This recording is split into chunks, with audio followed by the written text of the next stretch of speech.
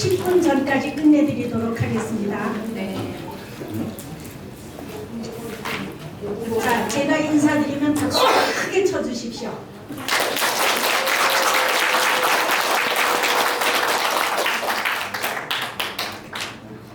지금은 이제 가족 트렌드 시간입니다.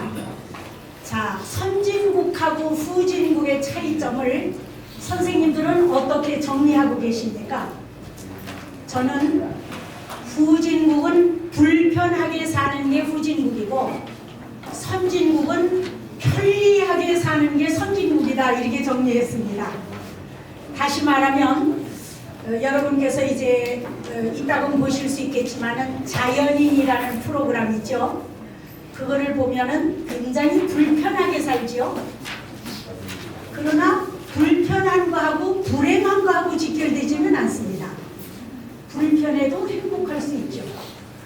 자, 편리하면은 행복할 것 같잖아요. 편리한 거하고 행복하고 또 직결되지도 않아요. 그래서 편리하게 살면서도 불행하다고 느끼는 사람도 많이 있습니다. 그래서 우리가 행복과 불행하고는 직결되는 게 아니지만은 편리하게 사느냐 아니면 불편하게 사느냐 하고는 정리해 볼 수가 있습니다. 그래서 그 자연인을 보면은 여러 가지로 불편하게 살기 때문에 돈이 안 들어가요. 쌀만 있으면 돼요. 그런데 선진국인 도시에서 사는 선진형으로 사는 우리들은 쌀값이 많이 듭니까? 다른 게 많이 들어요? 다른 게 훨씬 많이 들죠. 그래서 후진국에서는 한 사람이 벌어서 온 가족의 소비 지출을 감당할 수가 있습니다. 그런데 선진국이 되면 한 사람이 벌어서 가족의 소비 지출을 감당할 수가 없어요. 그래서 같이 벌게 되니까 맞벌이가 되는 거죠.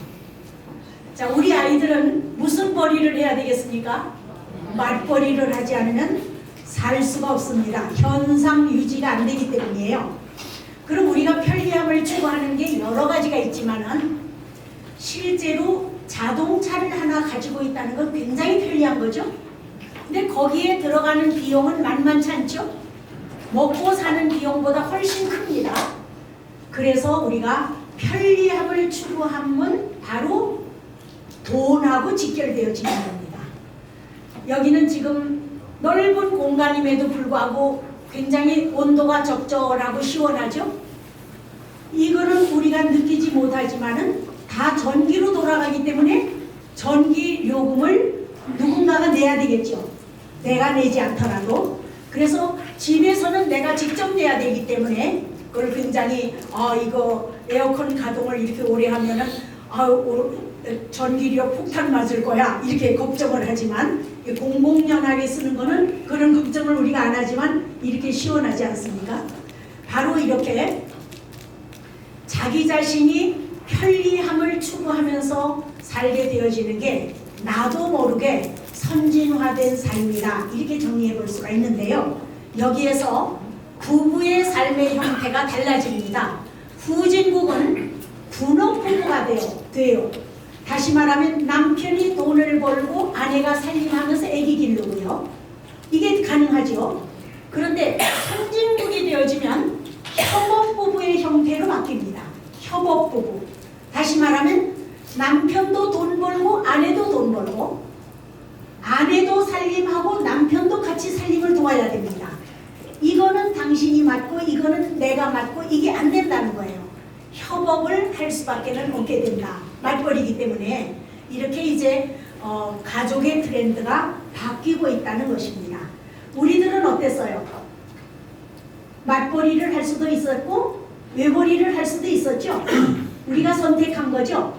근데 앞으로 완전 선진국이 되어지게 되면 외벌이를 선택하기가 대단히 어렵다는 겁니다. 거의 다 맞벌이를 할 수밖에 없게 된다. 이런 걸 우리가 여기서 짚어봤습니다. 자, 그러면 부모와 자녀의 관계는 어떻게 변하는가 보시겠습니다. 부모를요, 저는 작가라고 정리를 했습니다. 무슨 작가냐? 자녀라는 작품을 만드는 작가다. 부모는 작가다. 그럼 자녀는 뭐냐? 부모가 만든 작품이다. 이렇게 정리를 했어요. 자, 그러면 이 부모라는 작가가 자녀라는 작품을 대단히 빼어나게 만들면, 훌륭하게 만들면 그 작품이 부모 곁에 있으니까 누가 가져갑니까? 누가 가져가죠. 그러면 부모라는 작가는 프라이드만 먹고 살게 됩니다. 내 작품이 어디가 있다고, 저기 있는 게 내 작품이라고, 이렇게 이제 프라이드를 갖고 살게 되고요. 자, 작가가 작품을 잘 만들려고 노력했는데 작품이 그리 썩 잘 나오지 않았어요. 그럼 누가 가져가요? 안 가져가요? 안 가져가죠. 그러면 쓸모없느냐? 아닙니다. 부모 곁에서 외로움을 덜어줍니다. 그 작품은 부모와 늘 가까이 있으면서 부모의 외로움을 덜어줍니다. 이 세상을 살면서 가장 견디기 어려운 고통이 뭐냐? 형벌이 뭐냐 하면 외로움이라고 합니다. 나이 먹으면서 제일 중요한 건 외로움이 없어야 되는데, 외로움을 덜려면 뭘 해야 돼요? 내외간이 같이 생존하는 게 제일 좋습니다. 내외간이 같이 있어야 됩니다. 근데 내외간이 있다고 해서 외로움을 덜 수 있습니까? 대화가 통해야 되죠. 그렇죠? 대화가 통해야 됩니다. 무슨 얘기를 하면 그러냐고, 뭐 그게 꼭 남편이 얘기를 할 때 그게 꼭 현실이 이루어지지 않아도 괜찮거든요. 그 상상 자체가 행복한 거 아닙니까? 그렇죠? 그래서 막 반색을 하고 해야 되고, 아내가 또 뭘 보고 와서 얘기를 하면 그랬냐고 이렇게 얘기를 하면서 반응이 있어야 될 텐데 반응이 전부 없는 거예요. 내외간에. 이러면 그거는 같이 몸은 있어도 외로울 수밖에 없다. 자, 그러면 외로움의 형벌이 얼마나 무서운 건가 보십시오. 죄를 많이 지은 사람은 독방에다 갖다 가두지 여러 명 있는 데다 집어넣지 않죠. 그렇죠? 자, 그런데 죄를 적게 지은 사람은 여러 명 있는 데다 집어넣어요. 그럼 여러 명 있는 데다 집어넣으면 어떠냐? 같이 있는 사람들이 굉장히 괴롭힙니다. 그럼 우리가 밖에서 볼 때는 바꿔놔야 되는데, 죄를 많이 지은 사람은 저렇게 여러 명 있는 데 가서 시달려야 되는데 왜 죄를 적게 지은 사람이 저렇게 시달리고 죄를 많이 지은 사람은 점잖게 앉혀놓고 밤 날라다니길까? 이렇게 생각이 되어지잖아요. 그런데 아무도 거들떠보지 않고 밥만 갖다 주면은 외로움이라는 형벌을 겪어야 된다는 거예요. 너무너무 힘들다는 겁니다. 돌을 닦지 않으면 안 된다는 겁니다. 혼자 있다는 거는. 그래서 우리도 나이 먹으면서 제일 중요한 건 외로움의 형벌을 겪지 않도록 노력을 해야 된다 하는 걸 생각을 하시고요. 저는 사랑받는 아내 운동을 1970년대에 시작을 했습니다. 산업화가 막 이루어질 때 남편들은 돈 벌러 공단으로 가고 아내는 부모님 모시고 아이들 키우면서 떨어져 사는 이런 그 세월이었죠. 그때 남편과 아내가 떨어져 있게 되니까 문제들이 많이 속출하게 됐습니다. 그때 사랑받는 아내 운동을 펼치게 된 겁니다. 그러면 저는 누구를 대상으로 주로 강의를 할까요? 아내를 대상으로 강의를 했습니다. 우리를 바꿔서 상대방이 나에게 관심을 갖고 다가오게 하는 방법이었죠. 그럼 내가 행복한 거 아닙니까? 그러면 그때 더러더러 남편들이 와서 들어요. 그럴 때 우리 아내가 들어야 되는데 이 얘기를 언제 또 하십니까? 내 아내 좀 보내게요. 이러는 남편들이 있었어요. 그 제 강의를 잘 소화 못한 거예요. 내 몸으로 하는 거는 모두 내 거예요. 남편의 몸으로 하는 건 모두 남편 겁니다, 여러분. 자, 보십시오. 제가 아내인데 여기 계시는 내 남편이라고 가정을 해서 남편한테 제가 아주 잘하면요, 세상 사람들이 나의 대접을 받는 남편을 높이 평가합니까? 대접하는 아내를 높이 평가합니까? 아내를 높이 평가하죠. 저 여성 저럴 수가 없다고, 하나도 버릴 데가 없는 사람이라고, 참 저런 건 배워야 된다고 이렇게 높이 평가하죠. 근데 남편이 나한테 잘하면 사랑을 받고 혜택을 받는 나를 높이 평가하는 게 아니라 남편을 높이 평가하죠. 저런 남자하고 일주일만 살아봤으면 좋겠다. 너무 멋지다. 이렇게 생각을 하지. 그 혜택을 받는 저한테는 저 여자는 어디에 복이 있어서 저런 남자를 만났을까? 이렇게 얘기를 하지. 아, 저 여성은 얼마나 멋지면 저런 남자한테 저런 혜택을 받을까? 이건 아니거든요. 자, 그러면 내 몸으로 하는 건 누구 거라고요? 내 거예요. 그래서 각자 내가 어떠한 자극을 받으면 그걸 내 몸으로 실천하는 게 내 가치를 변화시키는 거지, 상대방을 변화시키지 못한 걸 안타까워하는 게 문제가 해결되는 거는 아니겠죠.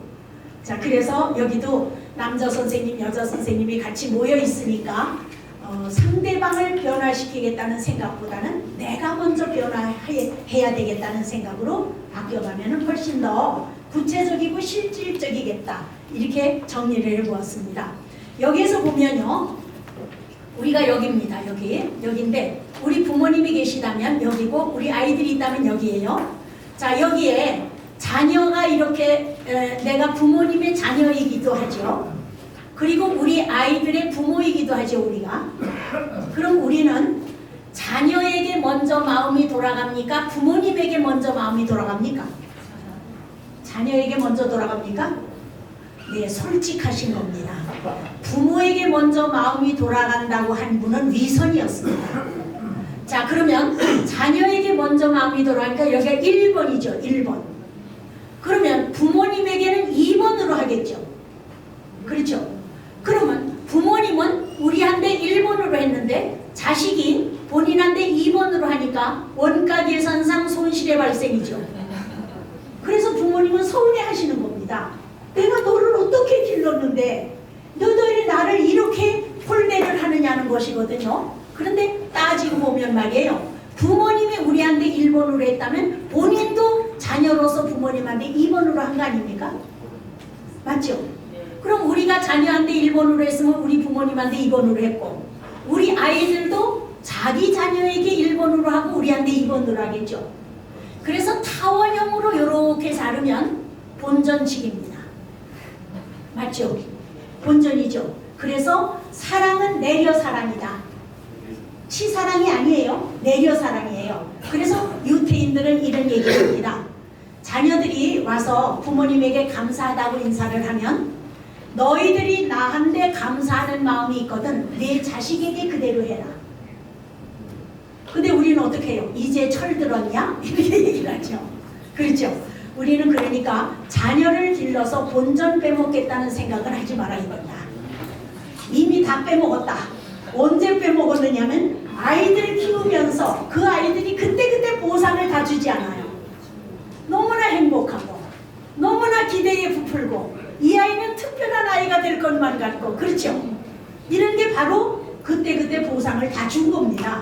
그러니까 우리는 아이들하고의 관계를, 나는 작품을 만드는 작가이고 아이들은 우리의 작품이다, 이렇게 생각을 하고 정리를 하시면 원만하지 않을까 싶습니다. 시대 트렌드에 맞게 되겠죠. 자, 선생님들은 부부간에도 무덤덤하십니까? 저한테만 그렇습니까? 자, 이렇게 반응이 좀 있어야 신명이 나죠. 이렇게 하고 계시면 기분이 나쁘신 건지 말을 하지 말라고 그러는 건지 헷갈립니다. 그러니까 표정들을, 입꼬리를 바짝 뒤쪽으로 잡아당기고 고개를 끄덕끄덕 해가면서 반응을 보여주시면 저는 공감을 하시는구나 하고 생각하면서 신나게 강의를 할 수 있습니다. 자, 그럼 다음을 보십시오. 부모하고 자녀가 같이 살 것 같지는 않죠, 지금 생각에. 그렇죠? 선생님은 같이 살겠습니까? 아니죠.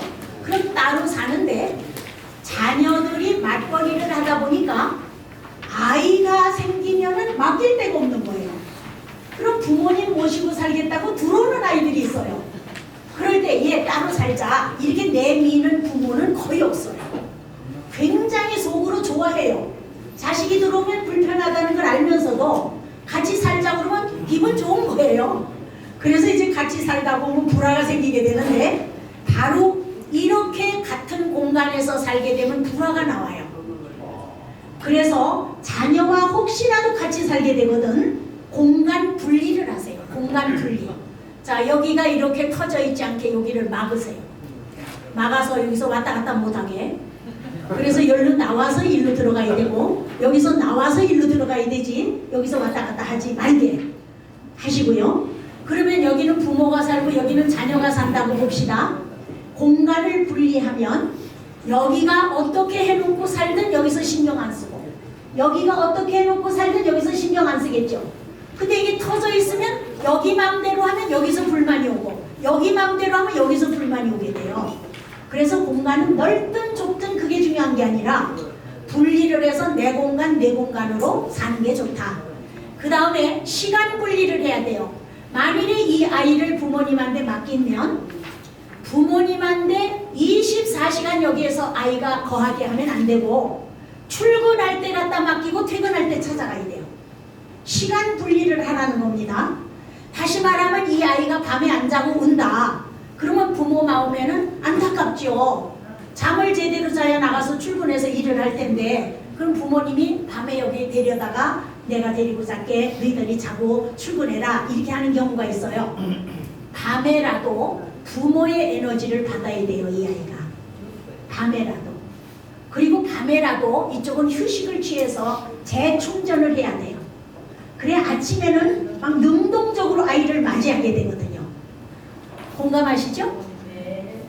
끄떡끄떡을 많이 하셨죠? 네. 그래서 이렇게 시간 분리를 하자. 그 다음에 세 번째는 금전 분리를 해야 돼요. 시장에 가는 기회가 여기가 많겠어요? 여기가 많겠어요? 아무래도 부모님이 더 많이 가겠죠? 그러면은 이것도 얘네들 하나 사서 주면 되고 이것도 얘들 하나 사서 주면 되고 이것도 얘들 하나 사서 주면 되고 꼭 2개씩 산단 말이에요. 그러면 돈은 이 주머니에서 다 나가는데 이쪽에서는 기분 좋지 않아요.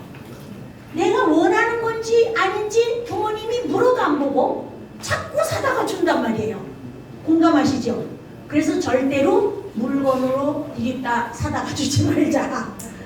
차라리 줄 게 있다면 돈으로 얼마를 줘서 뭐 너희들 사고 싶은 거 사라 하는 물건을 사는 재미가 쇼핑하는 재미가 얼마나 좋은데요.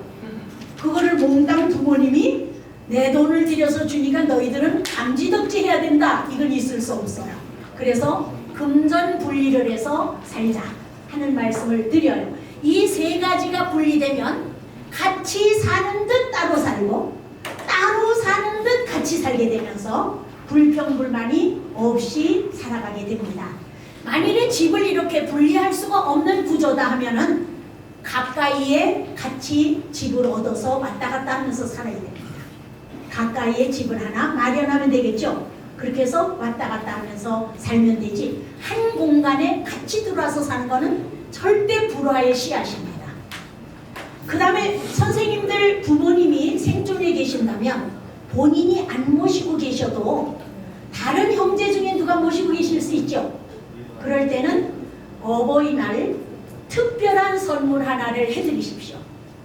만일에 형님이 모시고 계신다 그러면은 형수님이 쓰는 냉장고 말고 어머님이 혼자서 쓸 수 있는 냉장고를 방에다 들여놔드리십시오.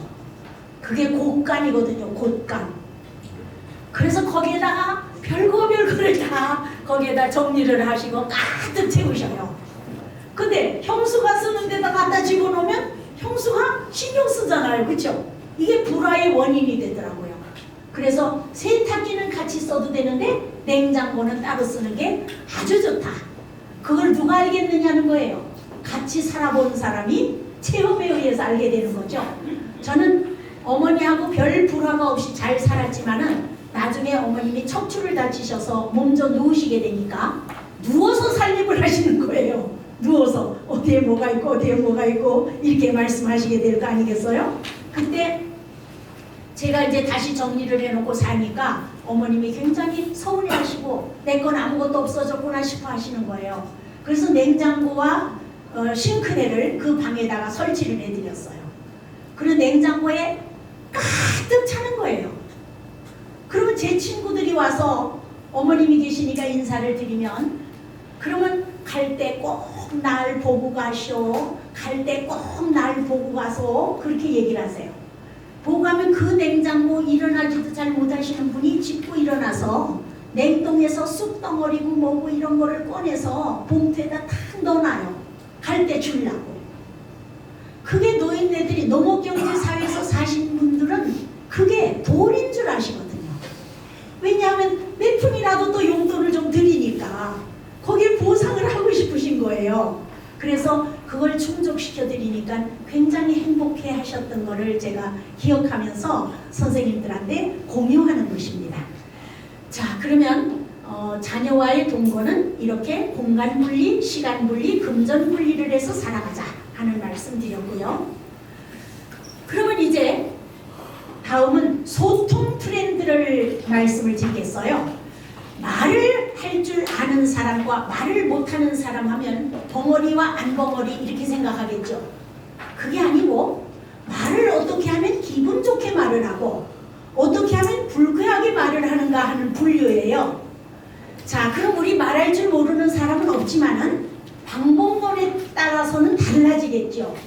근데 그거를 왜 여태 신경을 안 쓰고 퇴직할 때 이제 강의가 나에게 들어왔는가, 첫 번째 정보인가, 이런 생각을 하시게 되는데, 이거는 국민소득하고 관계가 있어요. 국민소득이 낮을 때는 먹고 사는 문제 해결이 급선무예요. 그래서 취직해야 돼요. 취직시험을 볼 때 면접으로 들어왔어요, 필답고사로 들어왔어요? 선생님들은 필답고사로 들어오셨죠? 지금 사람들은 필답고사보다 면접이 우선이에요. 같은 성적이면 면접에서 떨어지는 사람 많죠? 자, 이 사실이 바로 소득 수준의 차이에서 오는 겁니다. 그래서 우리는 지식이 많이 입력되어져서 그거를 지면에다가 표시를 잘하면 100점 맞고 합격하고 취직이 되어졌고 이렇게 됐어요. 그러니까 사람을 대하는 매너에 대해서 관심이 있었을까요? 없었을까요? 없었겠죠. 자, 그런데 지금은 소득 수준이, 여기 화살표가 높아졌죠. 화살표가 위로 올라갔죠. 여기 밑에는 높아졌단 말이에요. 그러면 존중받고 싶은 욕망이 커요. 배불렀으면 좋겠다는 욕구는 채워졌으니까 이제 대접받고 싶다, 존경받고 싶다는 욕구가 강해지게 된단 말이에요. 그러니까 선생님, 이렇게 부르는 거는 대접 못 받는 것 같죠? 선생님, 이렇게 부르는 거는 대접받는 것 같죠? 좋아하는 것 같죠?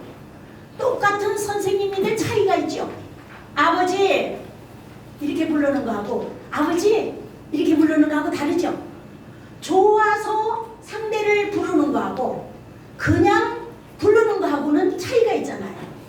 이런 거를 우리는 생각할 겨를이 없었다는 거예요. 왜? 먹고 사는 얘기하기 바빠서. 그런데 이제는 사람의 기분을 좌우하는 거를 첫째로 신경 쓰게 됐죠. 그래서 이제 말하는 방법을 우리가 바꿔야 된다. 앞으로 이제 온실이라는 공직이라는 보호막을 벗어나게 되시거든요. 선생님들이. 그러면 노지로 나가시게 돼요. 노지로. 그때는 우박도 맞아서 이겨야 되고 비바람도 자기가 극복을 해야 되고, 이런 이제 강인한 이런 삶의 투쟁에 60이 넘어서 선생님들이 접하시게 되는 거예요. 공직에 안 있었던 사람은 어떻겠어요? 젊어서부터 접했겠죠. 그래서 공직에 있었던 분들이 순진하다, 이런 얘기를 하게 되는 것입니다. 자, 그래서 우리가 이 소득 수준이 높아지니까 교양을 원하게 됩니다. 자, 그럼 교양과 지식은 어떤 차이가 있는가 보겠습니다. 제가 선생님들한테 차를 한 잔씩 대접을 하면, 차를 대접할 때 책상에다가 이렇게 놔드리고 이렇게 놔드리고 이렇게 놔드리면은 이거는 분배하는 것 같은 기분이 들죠. 나누어 드린 겁니다. 그죠? 그런데 내가 선생님한테 차 한 잔 드리겠습니다 하면, 드릴 때는 내 몸을 이렇게 낮추면서 테이블에다 올려놓으면 드리는 것 같죠. 자, 여기 선생님한테도 이렇게 하면 드리는 것 같죠. 이렇게 하면 드리는 것 같죠. 이건 드리는 거고, 이렇게 이렇게 허리를 굽혀서 이렇게 하면 죽는 것 같단 말이에요. 이게 어느 교과서에 있어요? 없죠. 자, 인사는 정중하게 하는 게 몇 도냐 하면 괄호에다가 45라고 쓰면 100점이에요. 그런데 선생님한테 똑같이 내가 45도로 인사를 하면 될까요? 안 돼요. 왜?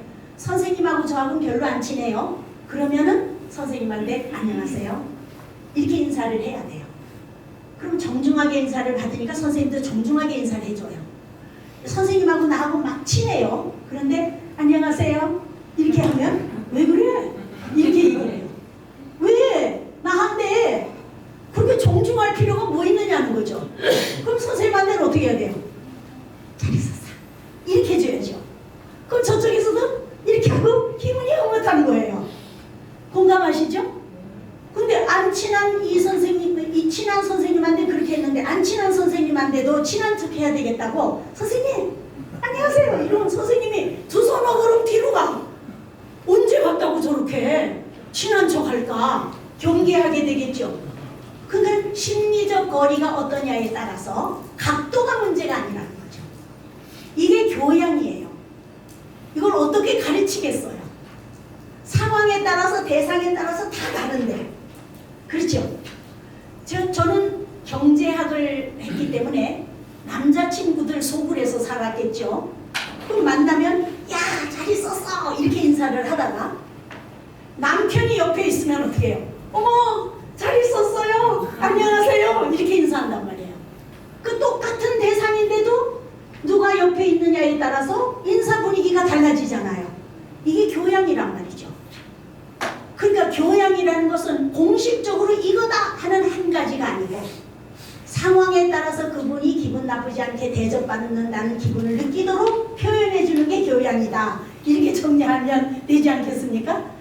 이제 소득 수준이 높아지니까 그걸 요구하게 됐다고 얘기해.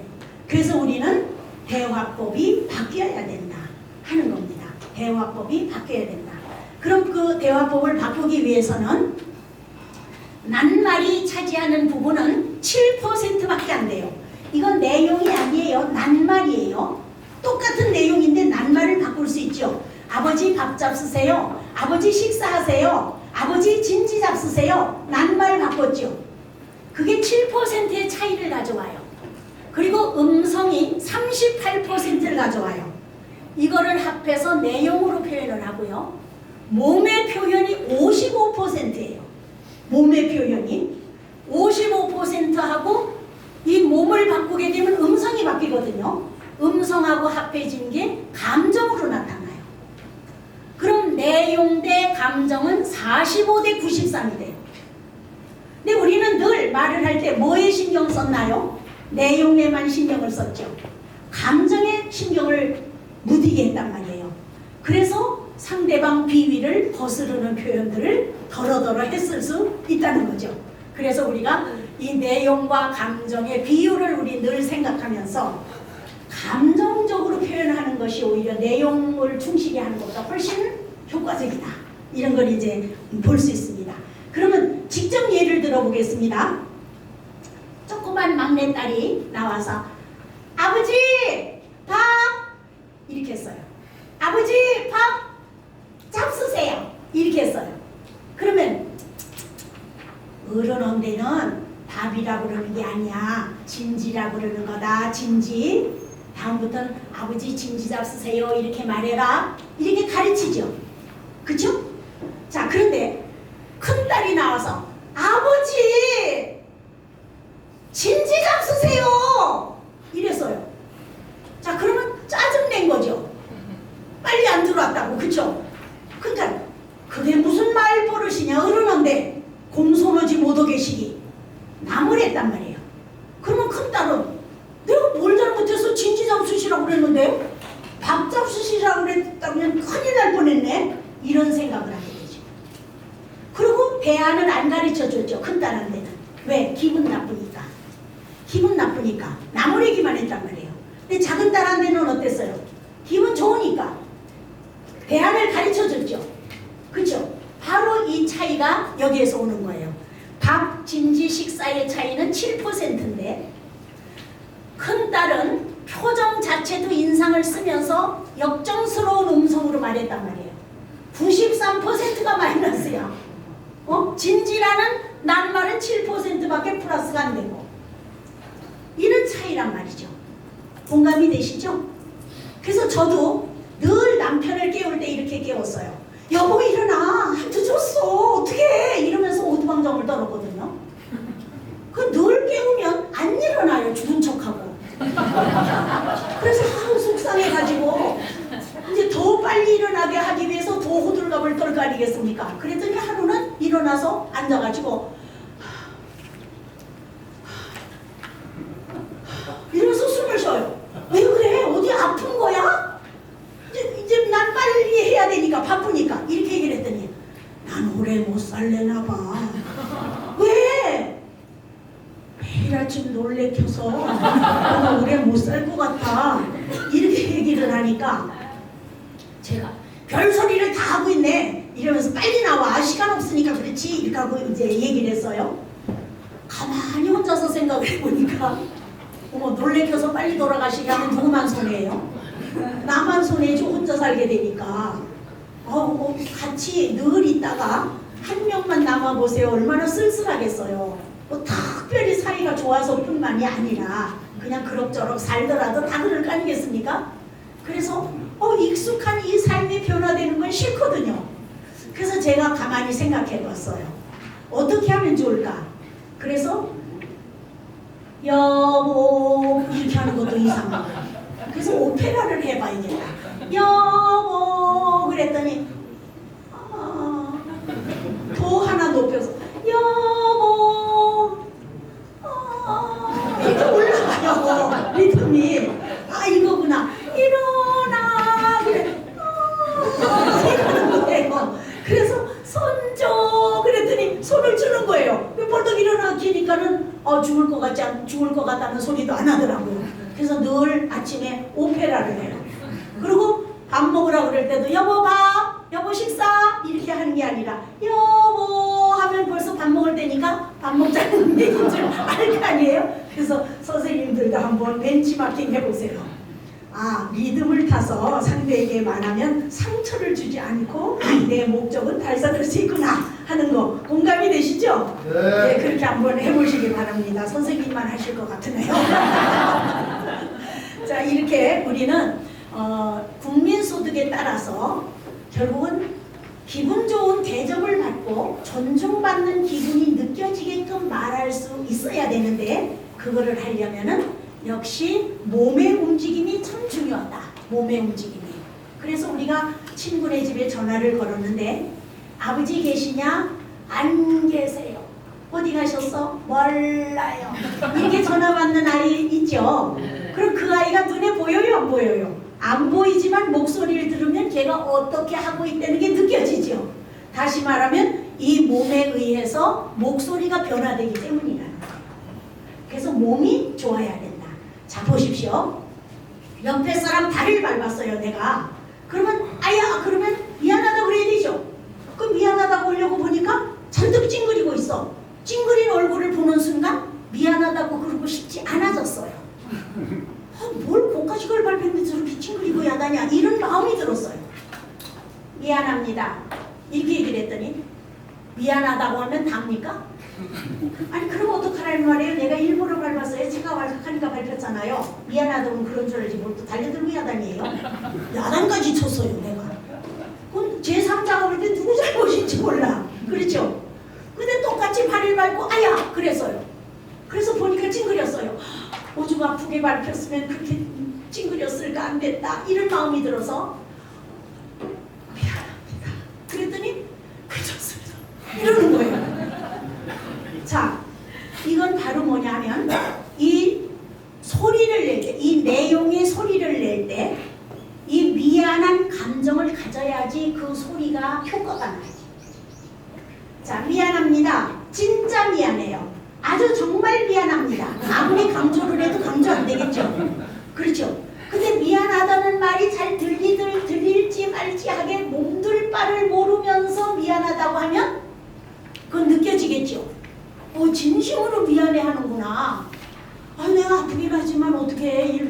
게 아닐 텐데 이래서 괜찮다는 말이 나오지 않겠어요? 그래서 우리가 이 몸을 늘 말할 때마다 사용해야 돼요. 몸을 사용한다는 건 손짓 발짓을 한다는 뜻이 아니에요. 이 몸의 에너지를 사용해야 돼요. 몸의 에너지를. 자, 제가 선생님들한테 지금 말씀을 드릴 때 성의가 있게 느껴져요? 무성의하게 느껴져요? 성의가 있게 느껴지죠? 이게 바로 몸의 에너지를 사용해서 그런 거예요. 제가 이렇게 하고 얘기를 하게 되면 똑같은 내용을 얘기를 해도 선생님들이 성의 있다고 하지는 않을 거예요. 그럼 한 15분만 얘기하면 주무실걸요? 왜? 제 에너지가 안 가니까. 근데 제 온몸으로 제가 지금 얘기를 하고 있으니까 선생님들이 동화되어서 저한테로 다가오게 되고 또 같이 공감을 하면서 즐길 수가 있게 되는 거거든요. 그래서 누구한테 얘기하던 말을 할 때도 노력해서 말을 해야 되는 거지, 그냥 소리가 나온다고 상대방에게 내용이 전달이 되어지니까 이해하겠지 하고 생각해서는 안 된다는 것입니다. 그래서 아주 성의 있게 열심히 얘기를 해야 된다. 그냥 대화를 할 때도 또 이렇게 여러 사람 앞에서 얘기를 할 때도 물론이고요. 그래서 대화법을 이제부터 바꿔나가자 하는 말씀을 드리고요. 제가 지금 말을 하는데 또랑또랑하게 들립니까? 얼버무려 들립니까? 또랑또랑하게 들리죠? 그거는 무엇 때문이냐 하면 선생님들도 나중에 사용해보세요. 입을 정확하게 움직여보세요. 이렇게 입을 정확하게 몸이 변할 때마다 움직이면은 발음이 똘똘해져요. 근데 입술을 하나도 안 움직이고 이렇게 얘기를 하게 되면은 굉장히 무뚝뚝해 보이고 말하기 싫은 사람들은 느껴지게 되고 이렇게 돼요. 대부분의 사람들이 왜 입을 안 움직이고 말하잖아요. 그죠? 이거 퉁명스러워 보이는 거예요. 입을 안 움직이고 말하지 말고 이렇게 움직이면서 말을 하게 되면 아주 선명해 보이죠? 이 차이를 선생님들이 꼭 한번 해보세요. 누구에게나 중요한 메시지를 전해야 되겠다 하면 입을 정확하게 움직여서 말씀을 해보시라는 거예요. 그럼 그건 어떻게 연습하느냐? 소리 내지 말고 상대방에게 알아맞히게 하는 거 있잖아요. 보세요. 뭐라 그랬어? 이게 뭐 아버지라 그랬다는 거죠. 그럼 입을 얼마나 정확하게 벌려야 상대방이 알아맞히겠어요. 그죠? 이걸 연습을 하시게 되면 입의 움직임이 정확해져요. 그렇게 해서 한번 활용을 해보십시오. 자, 여러분께서는 말은 부모님한테 태어날 때 배워가지고 지금까지 써먹고 있는데 사실은 골프 연습을 하든 수영 연습을 하든 그냥 하는 거 하고, 저는 수영장에 가서 수영을 하면 대학생 하나가 개 짖는 소리를 해요. 멍멍멍멍 그러는 거예요. 누굴 보고 그러나 하고 일어서서 두리번거리 보니까 나를 보고 그러는 거예요. 왜? 개엄을 치고 있다는 거죠. 제가. 그러니까 저는 그걸 감습받아 본 적이 없고, 우리 살던 앞에 개울이 있어서 거기서 아이들하고 뛰어들어가서 왜 물에 뜨는 연습을 했단 말이에요. 그 개엄을 치는 거예요, 제가. 그러니까 그 학생이 개엄 친다고 저를 놀리느라고 멍멍거리고 있더라는 얘기입니다. 바로 제대로 배우지 않으면 제대로 못하는 거와 똑같아요. 골프? 그거 뭘 그리 어렵겠어? 해가지고 남들이 하는 대로 쫙 해서 쳤더니 땅만 파더라고요. 연습 안 하면 안 되죠? 그래서 눈으로 보고 익히는 거하고 내 몸으로 실제 익히는 거하고 다르더라는 말이죠. 그래서 말도 마찬가지로 배워야 되더라는 겁니다. 그래서 노력하면은 남과 다르게 되는데, 이거는 제가 연구 개발한 품목이에요. 자, 이게 입입니다. 입인데 3등분 했어요. 이렇게 잘라서 윗니를 보이고 얘기를 할 때, 윗니를 보이고 얘기할 때의 음성입니다. 밝고 명랑하죠? 가운데를 보이고 얘기할 때의 음성입니다. 무게 있고 위험 있죠? 아랫니를 보이고 얘기할 때의 음성입니다. 기분 나쁘고 불쾌하죠? 이게 소리가 이렇게 달릴 줄 누가 알았겠습니까? 아무도 생각 못하는 일이죠. 그래서 윗니를 보일 때는 이런 목적으로 사용할 때 윗니를 보이고 하셔야 돼요. 전 이걸 전혀 몰랐어요. 선생님들도 몰랐지만. 그래서 남편이 여기 있는데, 여보 거기 의사 좀 일로 갖다 주세요. 그거요. 안 가져오는 거예요. 그래서 화가 나서 노려봤죠. 그랬더니 당신은 남편을 선생님 없던 버릇이 있어서 부려먹으려고 그런다는 거예요. 내가 언제 부려먹으려고 그랬냐? 난 안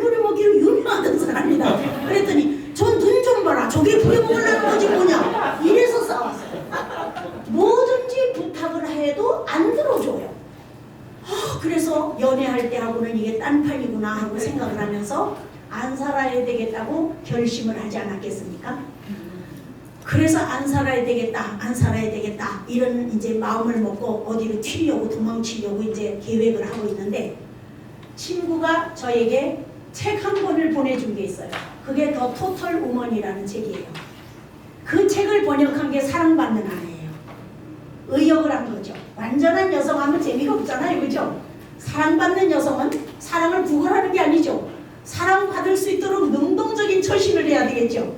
그래서 그 책이 히트하면서 저는 일약 유명 인사가 되어지게 됐던 과거가 있습니다. 그러니까 바로 거기에서 제가 느끼는 게 바로 뭐냐면 우리 남편하고 왜 내가 싸우게 되느냐. 내가 상대방을 기분 좋게 부탁하지 않았다는 거예요. 자 보세요. 여보 거기 의자 그 컵 좀 주세요. 그거 이러면 그냥 가져오거든요. 그런데 여보 거기 컵 좀 주세요. 그거요. 지시 정말 명령하는 것처럼 지시 명령하는 것처럼 느껴진단 말이에요. 그러니까 튀는 거예요. 왜 마누라가 남편한테 이래라 저래라 하느냐는 거죠. 여보 나 그것 좀 주세요. 이러면 부탁하는 게 되죠. 협조를 구하는 게 되죠.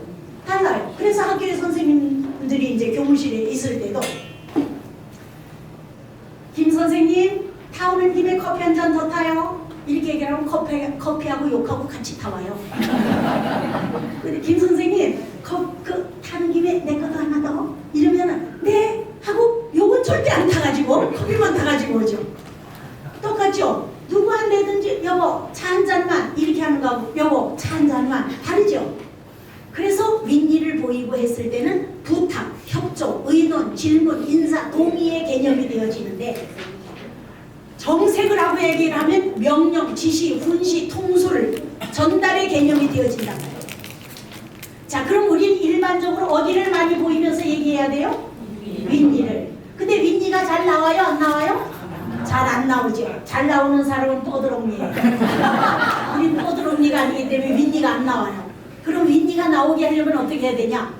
윗니가 나오려면 이렇게 걷어올리고 얘기해서는 안 돼요. 이건 너무 불쌍해 보이지 않아요? 하기 싫은 걸 억지로 하는 것처럼 보이죠? 그래서 윗니가 아주 행복하게 나오려면 웃어야 돼요. 웃으면 윗니가 나오지 웃을 때 어린이 넣는 사람은 없어요.